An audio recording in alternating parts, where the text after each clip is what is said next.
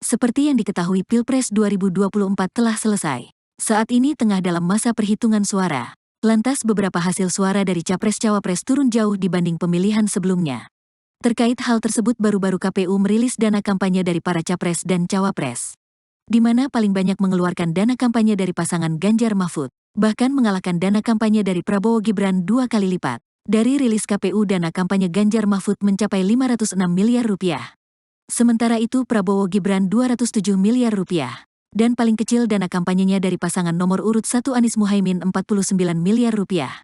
Ganjar Mahfud tercatat sebagai paslon dengan dana kampanye terbesar. Capres-Cawapres nomor urut 3 yang diusung PDIP dan PPP ini melaporkan dana kampanye sebesar 506 miliar rupiah lebih. Jumlah fantastis ini mengalahkan paslon Anies Muhaimin dan Prabowo Gibran. Dana kampanye Ganjar Mahfud secara hitung-hitungan 2 kali lipat lebih banyak dari Prabowo Gibran dan 10 kali lipat lebih banyak dari Anies Muhaimin. Tetapi, meski dana kampanye yang besar, Ganjar Mahfud memperoleh suara paling rendah. Bahkan, mereka berada di peringkat terakhir dalam perolehan suara. Jumlah dana kampanye ini telah diumumkan Komisi Pemilihan Umum Dana Situ Resmi. Komisi Pemilihan Umum, KPU, RI mengumumkan laporan penerimaan dan pengeluaran dana kampanye, LPPDK, para calon presiden dan wakil presiden, Capres-Cawapres, pada Pilpres 2024. Rincian dana kampanye total pengeluaran Ganjar Mahfud untuk kampanye yang dilaporkan sebesar Rp506.892.847.566,66 berasal dari laporan penerimaan sebesar Rp506.894.823.260,20. Pasangan nomor urut 2 Prabowo Subianto Gibran Rakabuming Raka ada di urutan kedua, dengan dana kampanye yang dilaporkan sebesar Rp207.576.558.270 dari Rp208.206.048.243 penerimaan yang dilaporkan. Sementara itu, pasangan nomor urut 1 Anies Baswedan Muhaimin Iskandar melaporkan dana kampanye sebesar Rp49.340.397.060 dari penerimaan yang dilaporkan Rp49.341.955.140.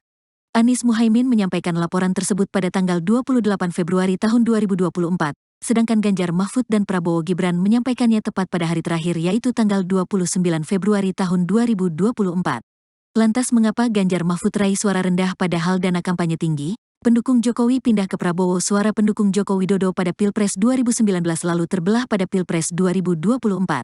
Menurut survei terbaru Indikator Politik Indonesia, mayoritas pemilih Jokowi Maruf kini memberikan dukungannya untuk pasangan calon presiden, capres, calon wakil presiden, cawapres nomor urut 2, Prabowo Subianto Gibran Rakabuming Raka.